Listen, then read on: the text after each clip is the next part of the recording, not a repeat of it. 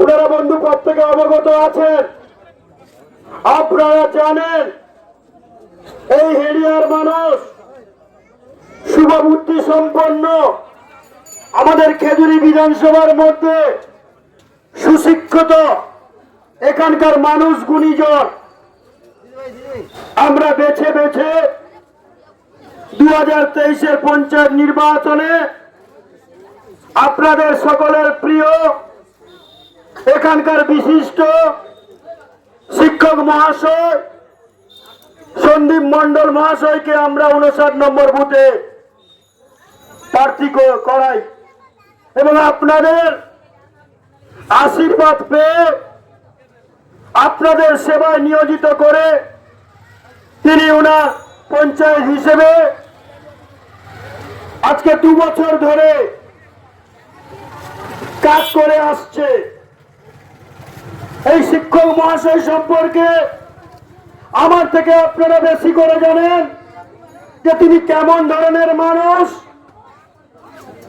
কতটা সুশৃঙ্খল, কতটা অমায়িক ভদ্র মানুষ। উনি পঞ্চায়েত প্রতিনিধি, জনগণের সেবায় উনার মূল কাজ। তাই তিনি এলাকার সুখ দুঃখের ভাগিদার হয়ে সর্বদা মানুষের পাশে থাকেন। গত 23শে জুন সোমবার, তার আগে তিনি রাত্রে কারেন্টের তার ছিঁড়ে যায়, তাই 2 ভাইয়ের মধ্যে বচসা হয়। এই কারেন্টের তারকে লাগানো নিয়ে তিনি সমাধান করতে যায়।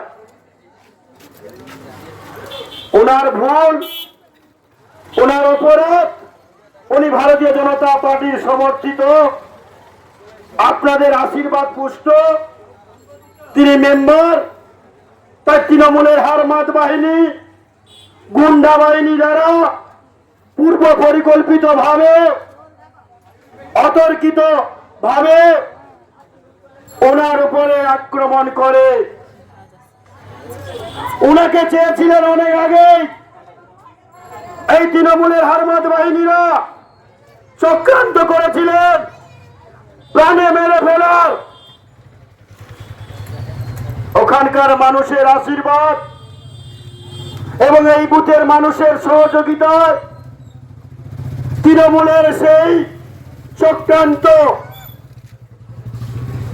ধরে ফেলে মানুষজন।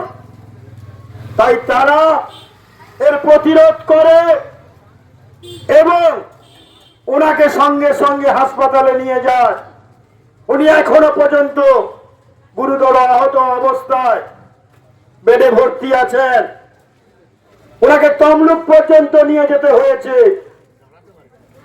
এই তৃণমূলের কালচার সারা বাংলা জুড়ে, এই তৃণমূল অগ্নিগর্ভ করে রেখেছে বাংলাকে, সোনার বাংলাকে আজকের বোম বন্দুকের বাংলায় পরিণত করেছে, হারমাতদের বাংলায় পরিণত করেছে।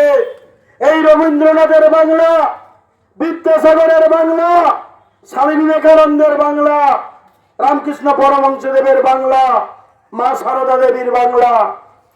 আর সেই বাংলায় আজকের হারমাত গুন্ডা অনুপ্রত তৈরি হচ্ছে, আজকের তৈরি হচ্ছে চোর পার্থ, আজকের তৈরি হচ্ছে তৃণমূলের পুরো মন্ত্রিসভা আজকের চোর।